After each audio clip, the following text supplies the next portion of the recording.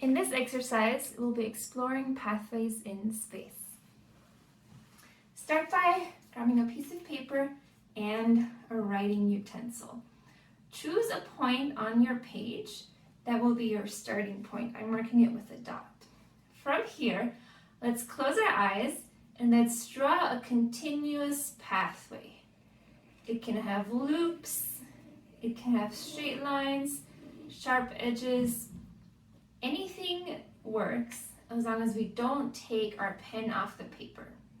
And once we finish, we can mark our end point with another dot.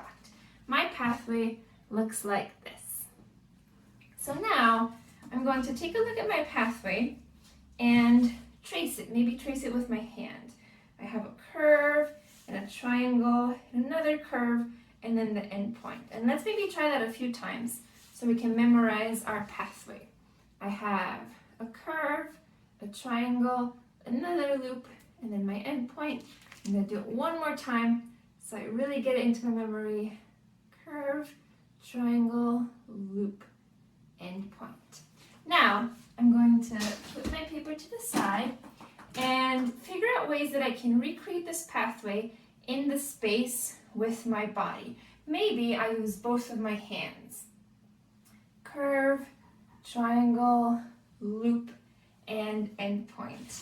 Maybe I recreate the pathway in my space by traveling the pathway. Curve, triangle, another loop, and then my end point. And my space is pretty small, so I'm fitting it into a tiny square.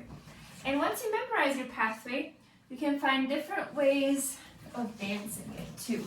I'm doing my triangle, now I'm doing my curve, and now I'm doing my end point.